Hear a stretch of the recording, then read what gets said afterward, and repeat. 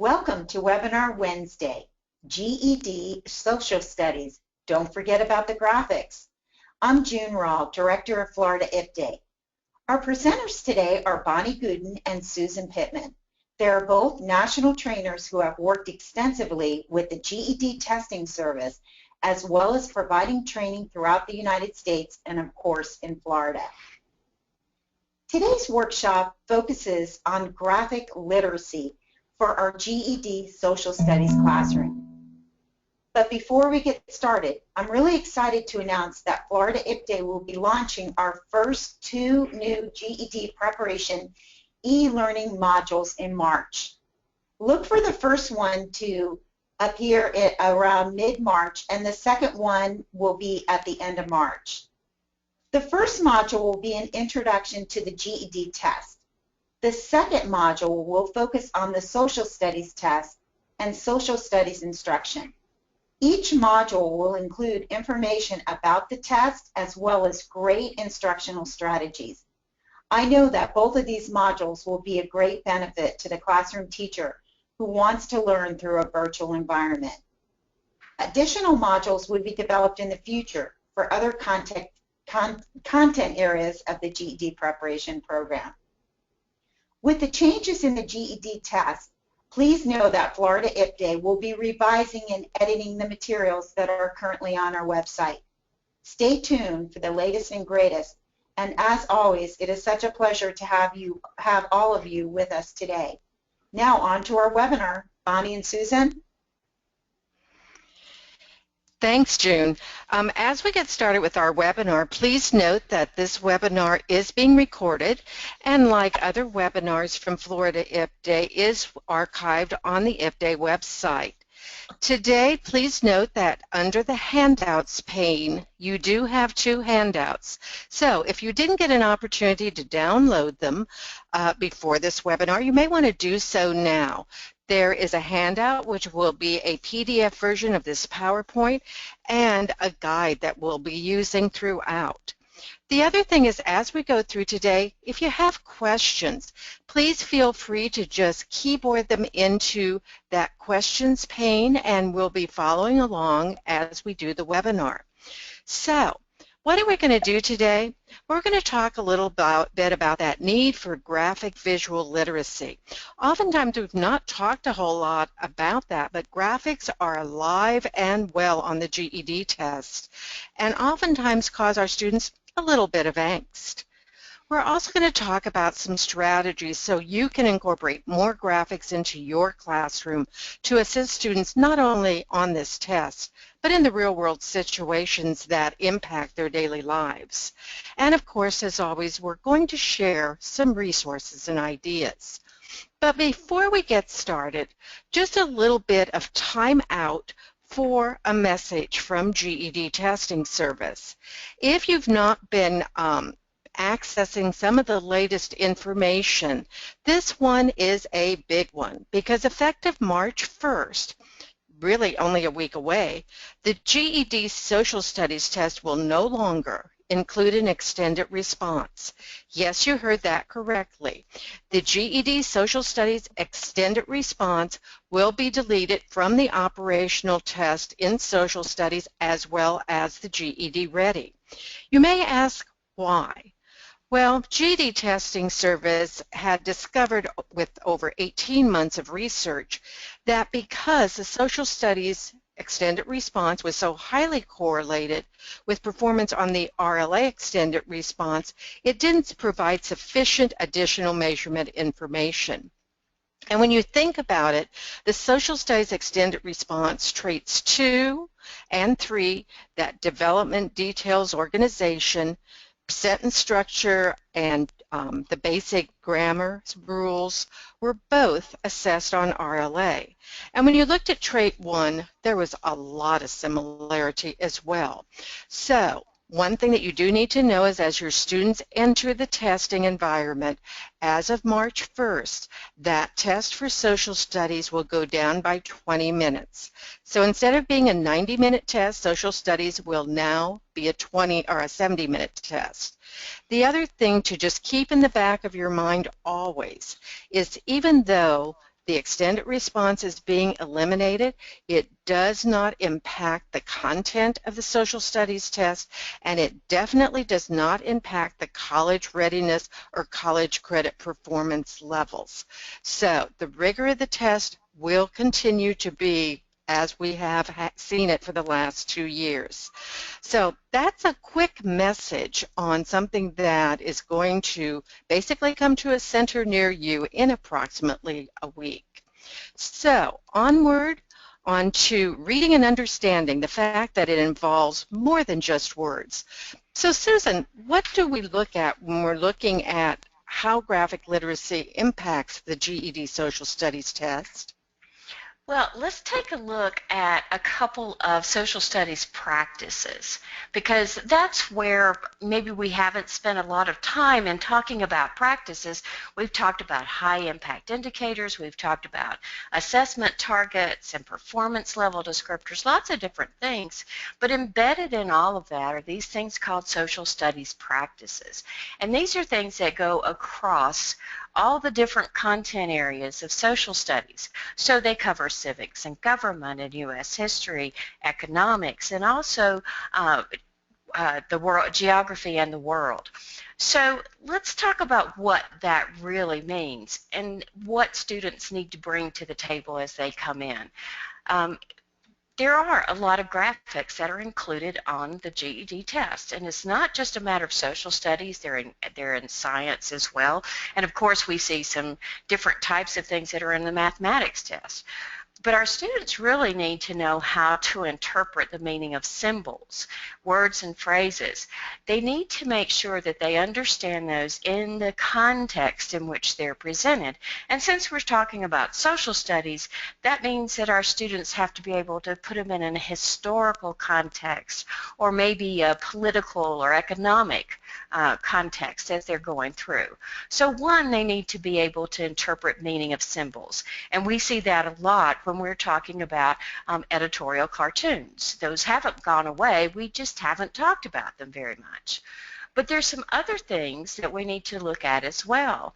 And as we move on to that next slide, what you're going to see is that we have to start integrating content that's presented in different ways. So our students need to be able to not just read text and a narrative format, but they need to quote, and I'll do this in air quotes even though you can't see me, they need to be able to read what's in a chart or some research data that's there, that quantitative data that they'll see in print or in digital text.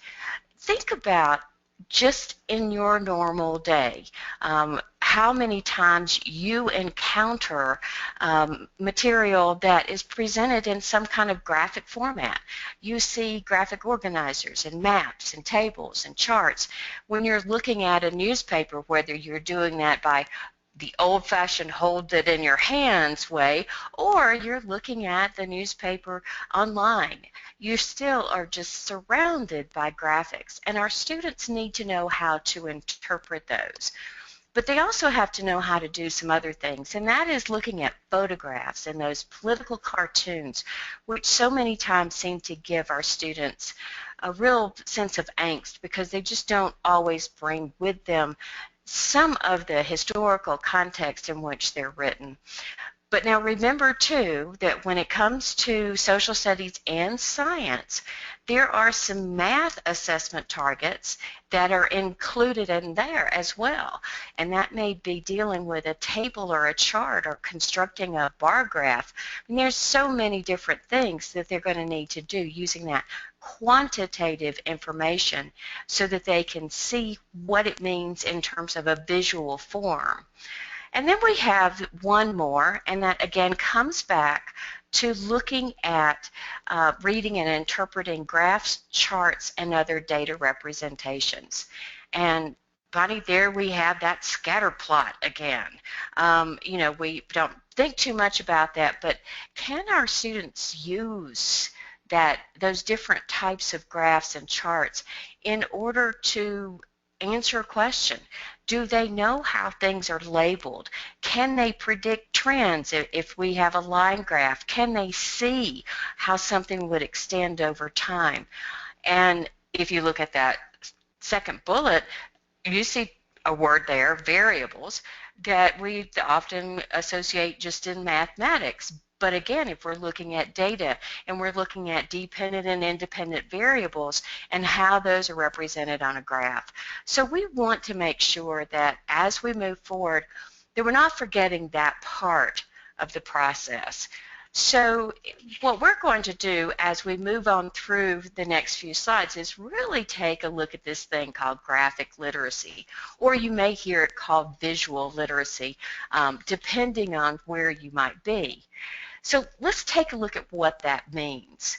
And it's very simple, actually. Graphic literacy is that ability to read and understand visual messages, whether that's in the form of a chart, a table, a map, a diagram, whatever that might be, but it's going beyond the words on the page, and it's understanding what's represented in that visual message itself.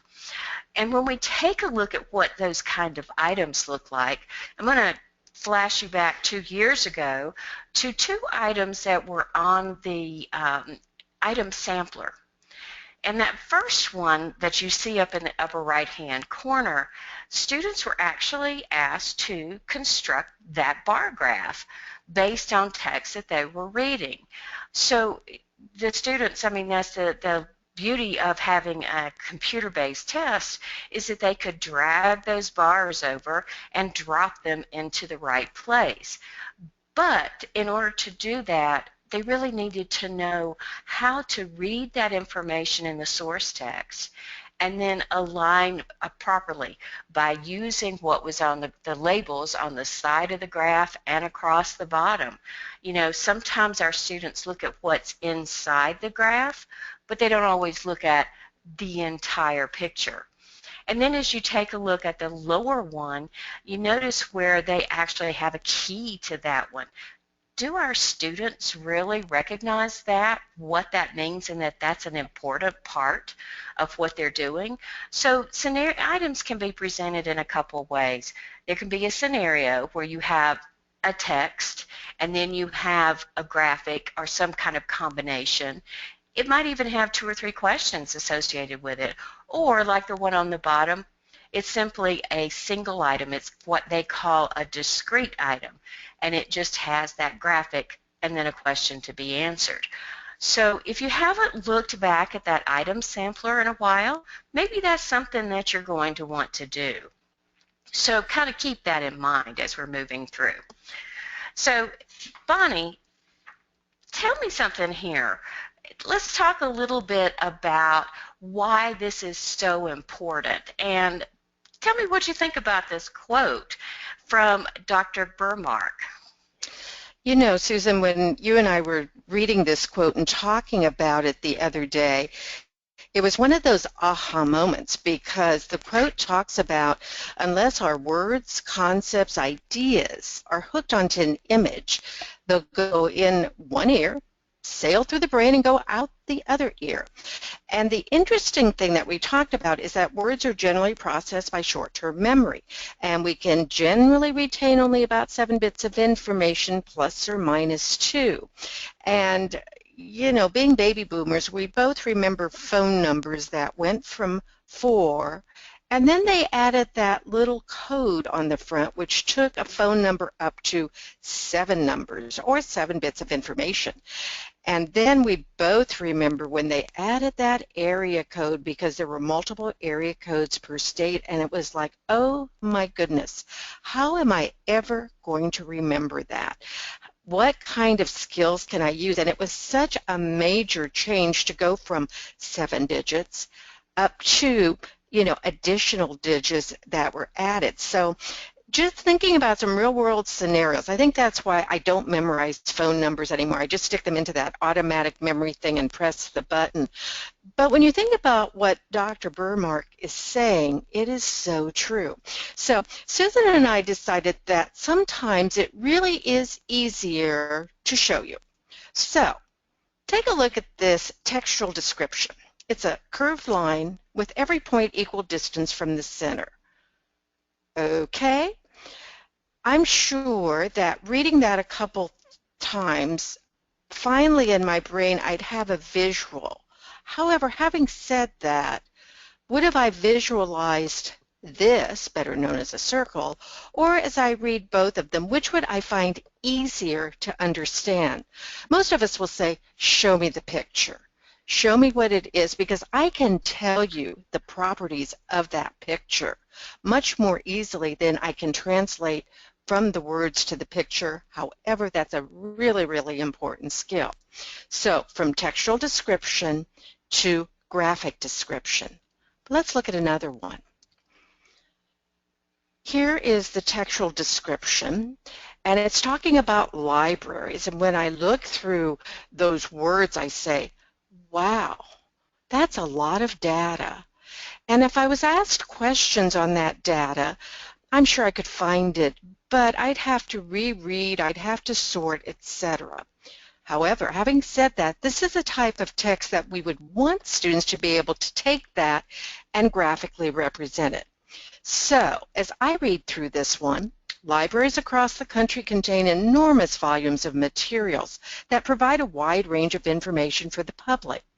Two of the largest libraries are the New York Public Library with 16,342,365 volumes, and then we have the Boston Public Library with 19 million plus, and then it says among the top 10 largest libraries are those housed at universities, and we're given the numbers of volumes for Harvard, the University of Illinois, and Yale, and they give us the numbers respectively.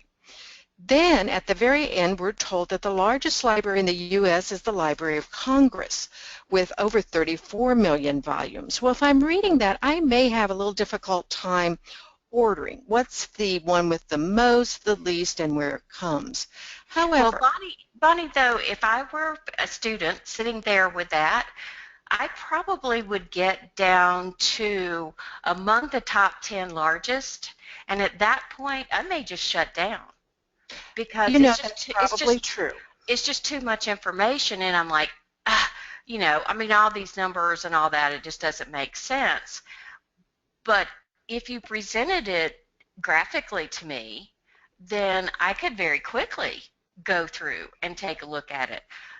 But our students maybe don't always understand or really appreciate as much as they should how graphic descriptions, and like the one that you pop up next, really can make it so much easier for us to understand and then be able to answer a question. So, Susan, you mean if I showed you this graph that had the library name and the volumes, you could easily find the data. Okay. I'm done. I mean, that's the one I want. I mean, this is the thing, and that's where being able to go into the classroom and show students, okay, which one do you prefer? They begin to see what value there is in having those graphic displays and how much difference that can make to them as they're trying to read and understand something.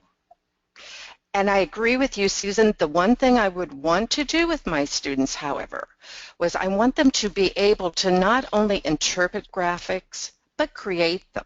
So I'd also want them to be able to take that textual description and create that charter table, create that line graph or bar graph, because that's also an important skill. It's one thing to interpret, but I interpret better if I can also create. So let's look at another one, and this one, I think, Susan, is dependent upon your background knowledge, your knowledge of symbols, because my gut reaction would be if I just show students that graphic description, that editorial cartoon, they may look at it and just say, okay, I see these women with this steamroller and they're rolling over some bags. Maybe they're rolling over money or something. I don't know what it is. So is it always easier to understand? Well, it may not be as easy in some cases, and this is where we talk about that historical context coming in. But if we take that graphic and we have an opportunity to work with students, we can actually dissect that. We can go through and we can say, okay, you see a steamroller. So let's talk. What does a steamroller do? And I would have students who would then talk about, oh, well, you know, you see those kinds of things out on the road when they're putting new pavement in, and it's, for a technical term, it swishes everything down. Okay, well, let's see, what are these women, why are they writing that? And what's some of the words that we see within this? And if we look, we see, okay, there's progress. So now my steamroller is representing progress. So I'm moving forward. But again, you notice that it's about really discussing those individual elements. And I also would need to say, okay, take a look at the bottom and you see what it's crushing. What is that steamroller crushing? Well, if I look closely at it, I see, oh, it's not bags of money. It's a word, opposition. So we know now that that steamroller is crushing opposition to progress. But what kind of progress? Well, that again comes back into the whole issue of the historical context and having students understand what those women represent. And that may be the one piece in this, because we can walk through the others of looking at it and saying the women that you see here were working for the suffrage movement. Well, now that's a new vocabulary word. What does that mean?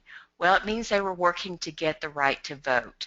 And we could use the textual description to then help the student be able to interpret that graphic. But I can't express enough how important it is that in the classroom we actually take the time to do just what we just did in looking at the symbols and looking at the words that are there and then beginning to elicit from students what they can bring to the table. Because just because they may not know the women's suffrage movement doesn't mean that they couldn't understand progress moving over opposition, because you could see that in things happening in daily life.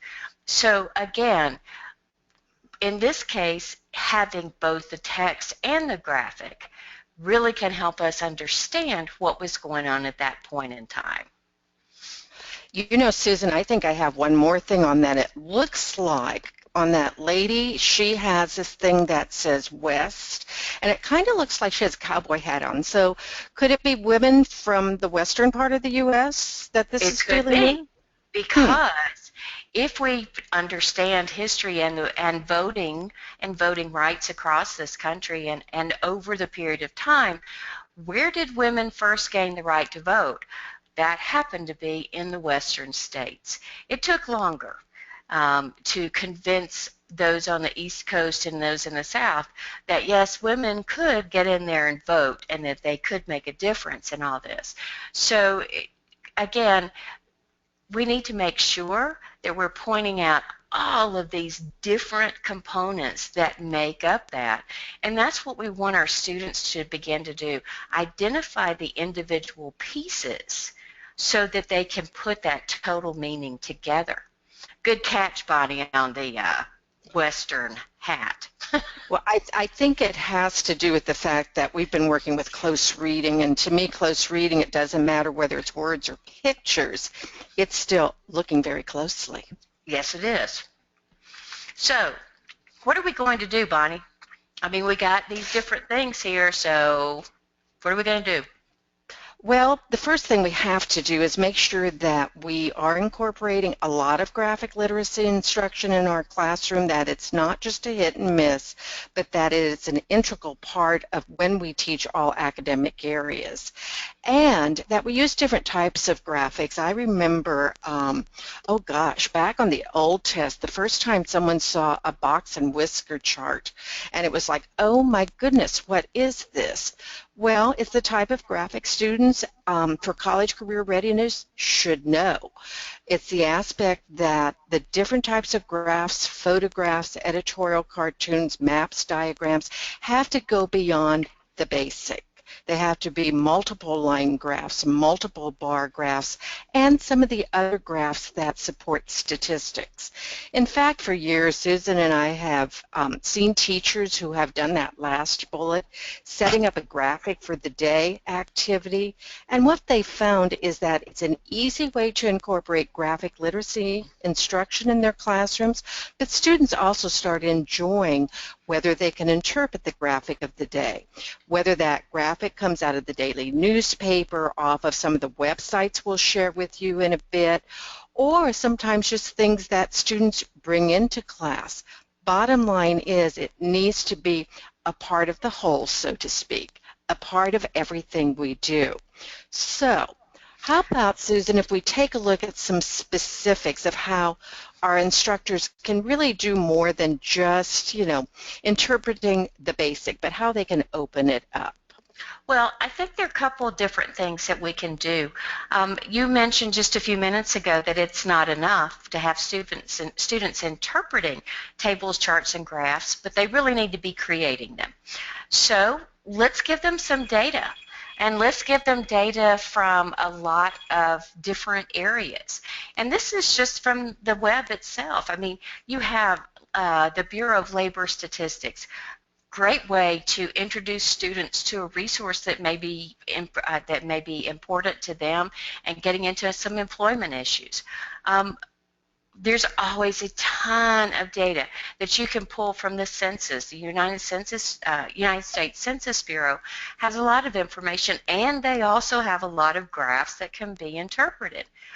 But one other place, don't leave these out. Here's profootballreference.com, and if you want stats, you've got stats. Then you could actually track teams or track players over time and be able to come through and develop those bar graphs and line graphs and see trends and all of those things that are happening. So take advantage of some of those. Have students find some of the data that they could use and then turn around and develop charts and tables. But you can also do something else, and that's if in the classroom yourself, you may want to conduct some surveys and then have students analyze the data. That's a great way to find out lots of things about students in terms of, their likes in food and the length of time it takes them to drive to school. But they can develop the survey. They can conduct it within the class, or maybe they want to get involved with several different classes. And then they can analyze that data, create the graph, and then draw their own conclusions based on that. I mean, that's taking it from its inception of determining what questions will be there so that they're asked appropriately, and then moving on all the way to collecting, analyzing data. What a great way to do a class project over, say, a period of a couple of sessions that they would actually do this. So don't forget about that possibility of conducting surveys. And so you can even see. Well, I'm looking at that, and I really like that last bullet of drawing conclusions from that. Absolutely. So, take a look at all the lonely diners. People who eat out alone, and what conclusions could they draw from that? Or what conclusions could they draw in terms of looking at those different brands of snacks that are over to the side? There's so many different things that they can do, but being able to do that then would help not just in social studies, but body science as well, as they're working with different components. So let's take a look. I just think they did a play on words from an old Beatles song. Oh, all the lonely diners? Yes, definitely. We have all the lonely people instead. So yes, we can do language too. But I go away from it. What else can we do with graphics? Well, take a look here. We have to talk about economics. So why don't we look at the American pie chart? and look at the top 1% and the top 10%, and we can, when people are bringing up the fact that the middle class hasn't had a pay raise in a while, and they start talking about the 1%. Many of our students don't exactly know what that means and what that represents. So there's one chart that you can do it. The other one is to look at the expenditures from the U.S. government. Now, this one happened to be from 2009, but I really like the way this chart was, because sometimes there's real misconceptions on how does our tax money get spent. And so here's a way for us to go in and take a look and see how that pie is divided up, and then draw conclusions from there. So there are so many different types of information that's out there that you can find in a number of different places. But Google Images, fantastic place to find many of the different things that then they can just draw their own conclusions. Now, this one, Bonnie, is a little bit of a concern for many of our programs, in part because the political cartoons that you find on the GED test have come from a historical context. And so considering that our students may not have a lot of that background, where do you start? And the reality is that you start with cartoons about current events. And you can do that with something from your local paper, or you can look on the web. I mean, we've always talked about Kaggle.com for a lot of the editorial or political cartoons. But we can start there because political cartoons, whether they were developed 70 years ago or they were developed 7 days ago, they actually generally all include certain elements. And so if we start with something current, then we can discuss those elements of the symbols. What is symbolized in these different areas? Where is the exaggeration? Why do they use exaggeration? What are the labels, the analogy? And quite honestly, this one just reeks of irony. When there was such an outcry over, oh my gosh, Ebola, but at the same time, we had all these deaths per year from all these other different sources. So that sense of irony that, oh yeah, here we are with our super big gulp and all of these other things, and yet a mention in the paper would actually get people really upset. So we start with the current. And then from there, we can move in, once students understand those elements, then we can move on into something with a more historical setting to it. So when we're looking at a historical setting, we're looking at editorial cartoons such as this, and this particular cartoon comes out of the Library of Congress. There was a Pulitzer Prize-winning cartoonist by the name of Herbert Bloch, and when you look at him, he had, if this says anything, a 72-year career. Mm-hmm. And so we're looking at editorial cartoons that have some age, shall we say, to them. And some of those things really will be ancient history to our students. So if they don't understand symbols, exaggeration, labels, analogy, and irony, those big ideas of most editorial cartoons, then they're going to look at something like this and not have a clue of what it's trying to show, even with or without historical knowledge. And you're right about those things. I know that some of our students don't even know the symbols of those basic things, such as, you know, what does the eagle symbolize? What does the Statue of Liberty symbolize?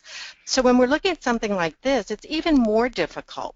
And you'll notice on this web page, we have provided you with a URL that will provide you lots of activities from this specific from the Library of Congress. Again, a wonderful thing. So let's take a little closer look at this cartoon, Susan, and see what is it actually doing. Well, when you start looking at this particular cartoon, you have to look into the time frame. And so the first thing that we do is we look and we see that's 1962. So now we need to begin to see what do our students know or what have they heard about things that were happening in the 1960s. And I know that's very much ancient history, but that doesn't mean they haven't at some point been exposed to a number of different things. So as we move over to that next slide, let's take a look and kind of deconstruct this one and look at it from a standpoint of, in this case, there's a symbol that's provided, and it's really about helping someone understand a larger concept or idea. So Herb Block, in this case, actually went through and he used a birthday cake. And we all recognize a birthday cake, so it's there to represent the time that had passed since the Supreme Court school desegregation decisions. Well, now remember, we talk about U.S. history, we talk about civics and government, and as we look at civil rights and the Bill of Rights and all of those things, we do still have court cases that are out there. And Brown versus the Board of Education happens to be one that's pretty darn famous as far as that goes. So we start out and we say, okay, we have this cake and it has these candles.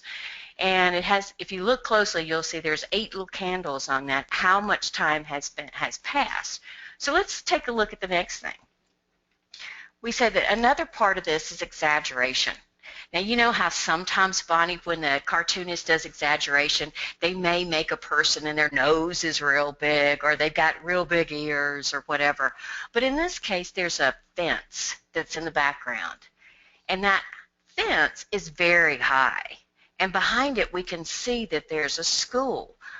But what does that represent? It represents the African American students who were being excluded from public schools. Now remember, Brown versus the Board of Education had desegregated schools that we had to have not separate but equal. We had to have equal across the board and not anything separate. So we're getting rid of segregation. But let's take a look at the next piece. Because sometimes our cartoonists, in this case Herb Block, what he's done is he's labeled something. And here's an opportunity for us in the classroom to talk about, what do you mean Jim Crow? What's Jim Crow? What did that have to do with anything?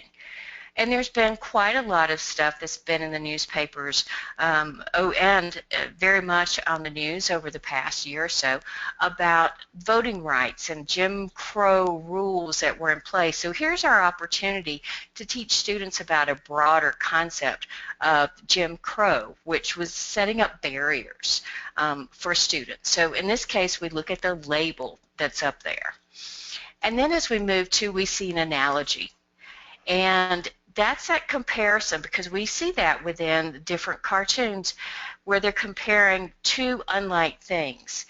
So this one really is looking at the slow pace of school desegregation compared to that young student waiting to be led into a public school.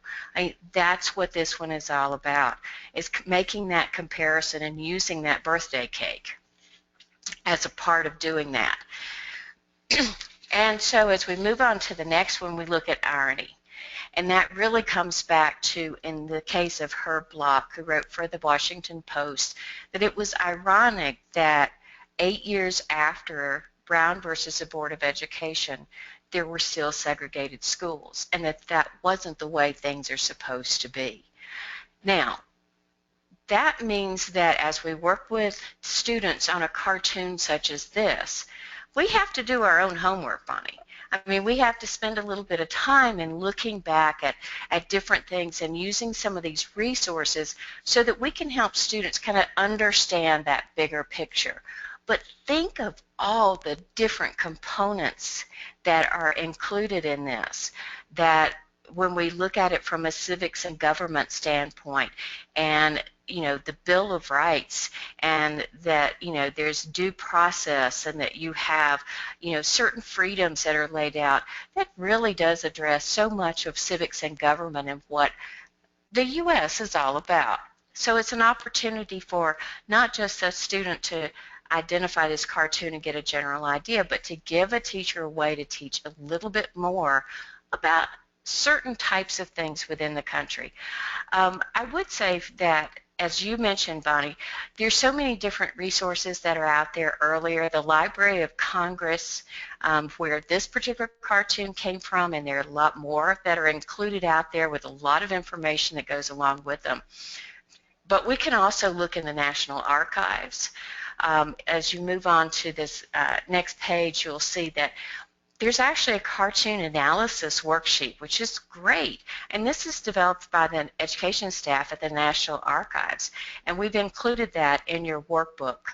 So it gives you a chance to work with students on what are the objects you see. Can you identify the caption? Can you find 3 words? But it really takes students into different levels of exploring an editorial cartoon. And Bonnie, you and I have used this one for quite a while, and that's Docs Teach. It's so important that our students be exposed to primary sources, to historical cartoons and photographs. This is a great way in order to do that. And then one thing you may find really interesting, and the activity takes a little time to do, but if you go out to the National Archives, you will find a constitutional scavenger hunt complete with political cartoons. So students can actually match the cartoon with specific areas of the Constitution itself. So it's a great way to spend some time and going back and forth. Certainly not something you're going to do in a short lesson. It'll take a little bit longer than that, but students would walk away with a lot of knowledge. You know, Susan, that's so true. And for the same reason that we've included the cartoon analysis worksheet, there may be some times that you don't do everything on here, but if you can get students started with those level 1 items, that they can list the objects or people, that they can identify the caption, that they can locate some phrases or objects that are there, and that they can record some important dates, even at an ABE level, students should be able to do that.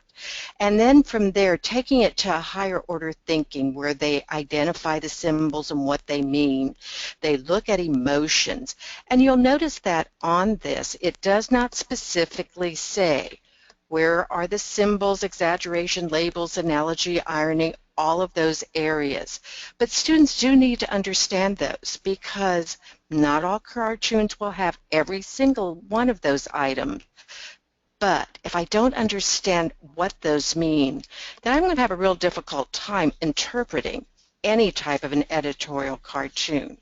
And as we said earlier, when we start something such as a cartoon analysis worksheet, start with an editorial cartoon in today's world so students can get that feel of what to do, and then transition to the more historic, shall we call them, editorial cartoons, because there again they will have a connection, and that connection will assist them in trying to figure out what something really says, not just what I think it says. Because oftentimes... And you know, Bonnie, those historical cartoons don't have to go back to the 60s. To be historical nowadays, you could easily go into the 90s with no problem, and still have something that would be, that students could work with and interpret and would bring new ideas to them. So keep in mind that not all things need to go way back in time. The main thing is we want to get students used to working with those different elements. Definitely. And as we said, sometimes cartoons and photos don't always give you the context that you need. And so let's take a look at what are we talking about when we're looking at using context to analyze photos. And I think, Susan, we have a few photos here. In fact, I was going to say, if I show you that photo, what would you say to me?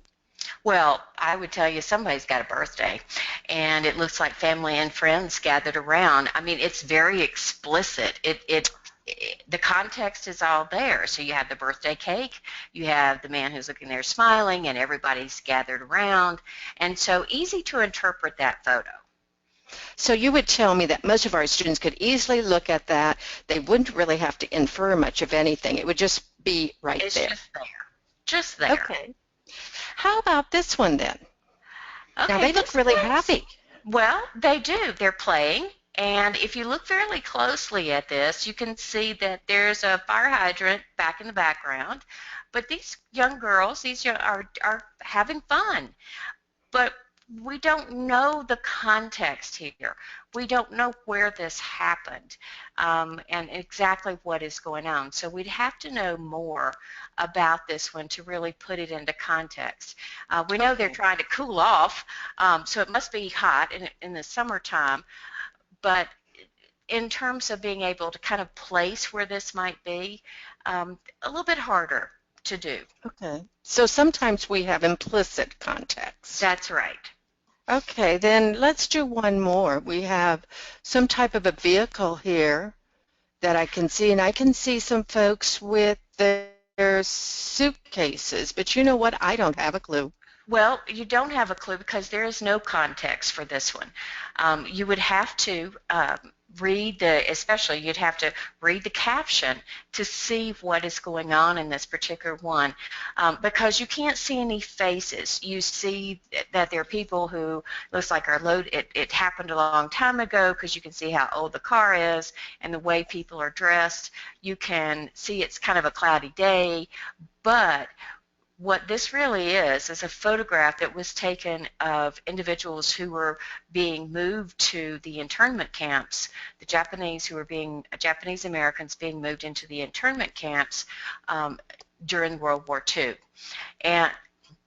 But we have no way of knowing that. So if the student is trying to look at that and understand what's going on without the context and without the caption, they're not going to understand what this represents.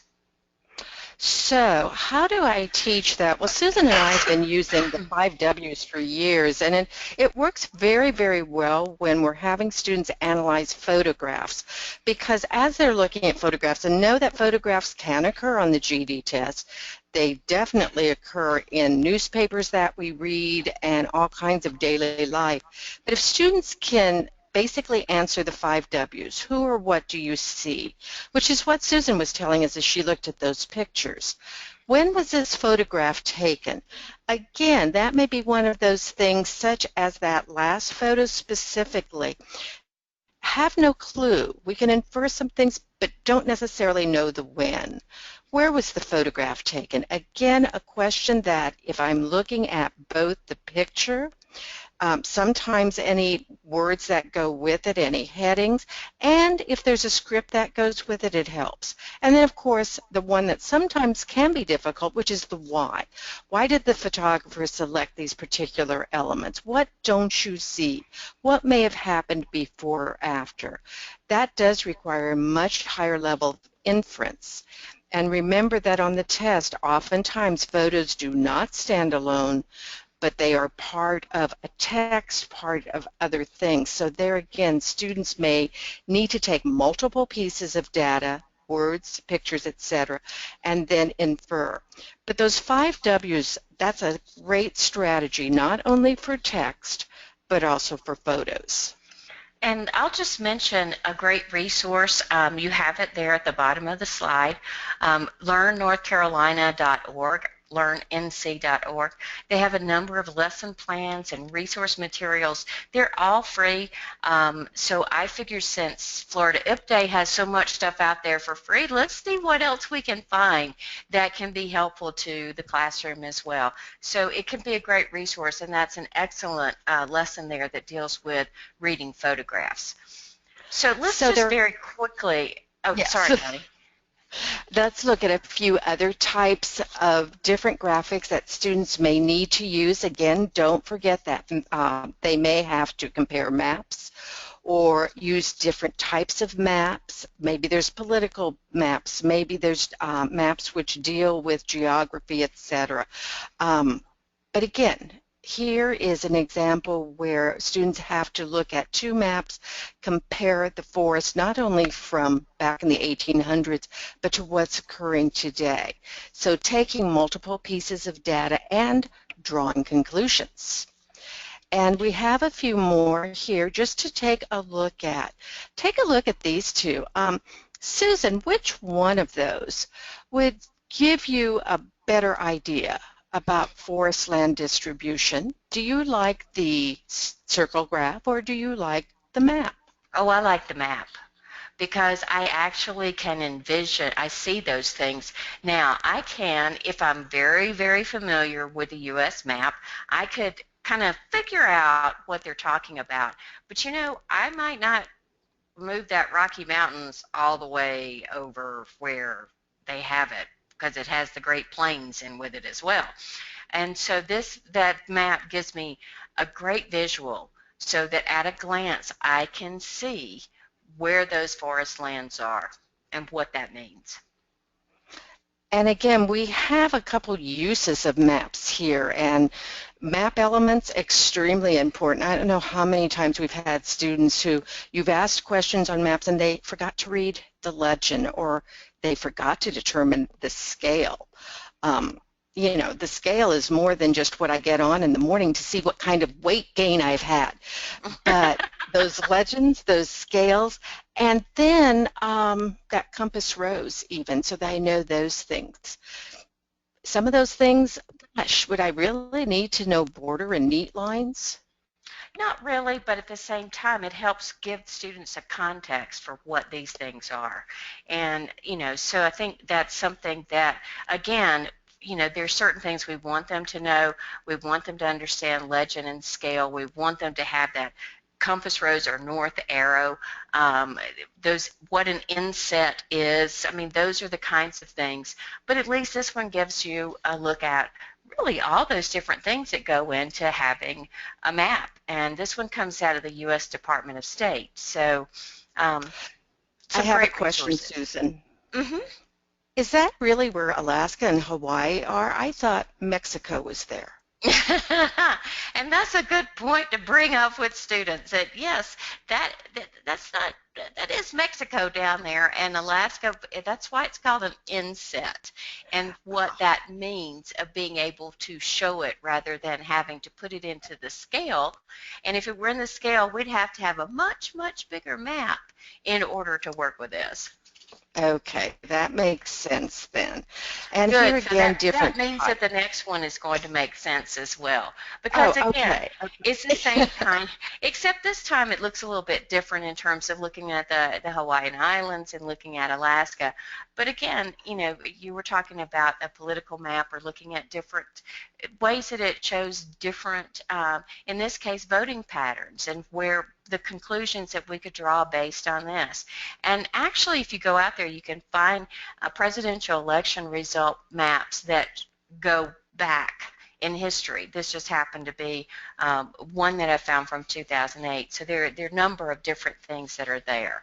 So use those resources. And as we said, Google Images or Bing Images can be your greatest friend in finding some of these different things.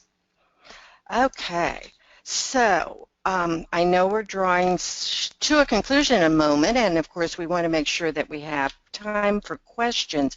So let's take a look quickly at the guide, and let's just look at a few things of where we need to go with graphic literacy. And if you're not teaching graphic literacy on an ongoing basis, make sure that you do identify ways in which you can incorporate more graphics in your classroom. Make sure your students know how to work with those different types of graphics. They may know the basics. They may know the circle or pie charts. They may know the basic bar graphs, but do they understand why each one is used? What is the reason or rationale for using a line graph over a bar graph? And again, as much as you can, real world situations, because those are going to be the types of graphics that GED Testing Service will use. And think about where you want to start. Oftentimes we start with those charts, tables, basic graphs, but we don't have to. There again, we can start anywhere. It is your decision based upon your students. And as Susan has said over and over, use the internet. They have such great graphics up there. And if you do the graphic of the day, then your students know that every day they come into your classroom, that's when they'll see it. So a schedule is important. And please think about including all of your students. There's no reason that we teach graphic literacy to our GED students and then say, you're in the ABE section of my classroom, you don't need to know. Yes, they do, because they all encounter graphics every day. So consider all students being there regardless of their current levels. Just, again, use graphics everywhere. So, Susan, let's take just a quick look at the guide, and then I know that you've been monitoring some questions. So as we pull up the guide, if you do have additional questions, please keyboard them in. So, having said that, as always, we try to provide you with some basic information. And so this is the guide that's come along with this, and just please bear with me, because the one thing internet does not do well is scroll. But this is a short guide that provides you with a few resources that we hope you find helpful. The first thing that you have here is from GED Testing Service, and it includes all of the social studies practices. Susan identified 3 of them earlier in today's webinar that dealt specifically with reading and interpreting graphs. Please don't forget the fact that measuring the center of a statistical database, better known as mean, median, mode, and range, also is assessed on social studies. So that's, again, another important math skill. If you're wondering or just need to have it in the back of your mind, we have included the 2 questions from the item sampler here, so you can go back. We've given you a clean copy of the cartoon analysis worksheet. You can also go out to the National Archives and find this.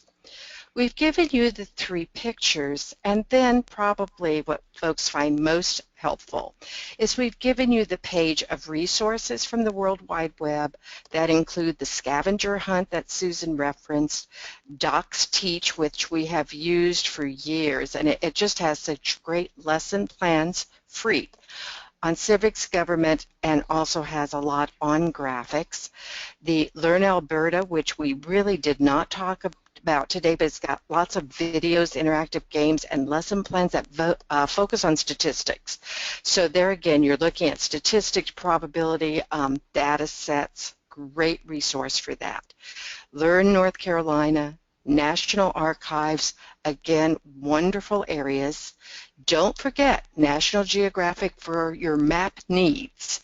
And then we've talked on numerous things about Newsela, and Newsela has, all their articles seem to come with photographs and graphics. Don't forget those also are very helpful.